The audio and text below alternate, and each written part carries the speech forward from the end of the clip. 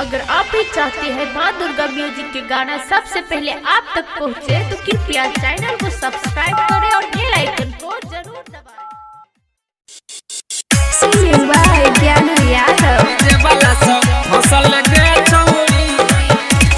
DJ Gudduraj Madhubani.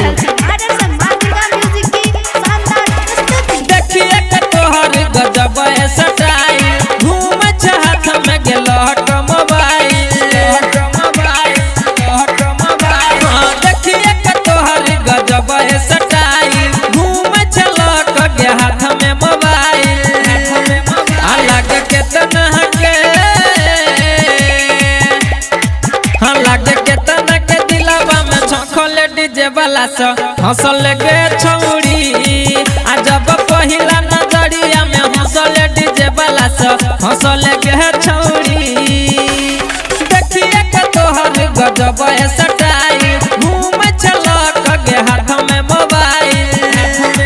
अलग के तना के अलग के तना के दिलवा में झोंकले डीजे वाला सा हंसल गे छौड़ी। जब पहिला नजरिया में हंसल डीजे वाला सा हंसल गे छौड़ी। डीजे वाला सा हंसल गे छौड़ी। लगे के तना के दिलवा में झोंकले डीजे वाला हंसल गे छौड़ी।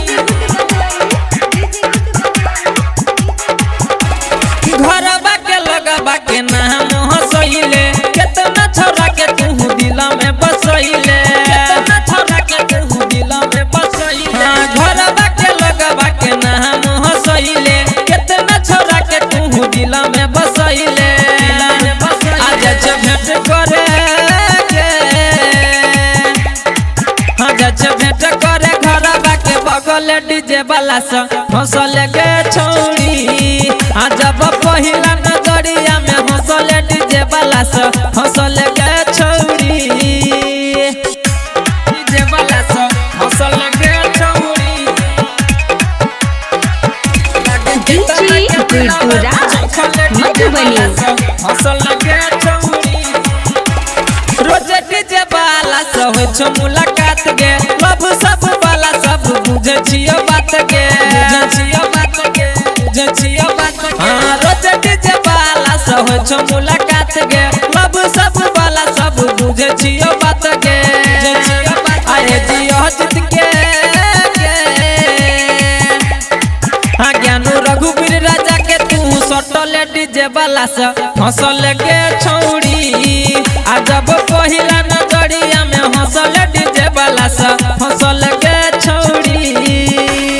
देखिए के तोहर गजब सटाई घूम चलक गे हाथ में मोबाइल। अलग के तना के अलग के तना के दिलवा में झोंकले डीजे वाला सा हंसल गे छौड़ी। जब पहिला नजरिया में हंसल डीजे वाला सा हंसल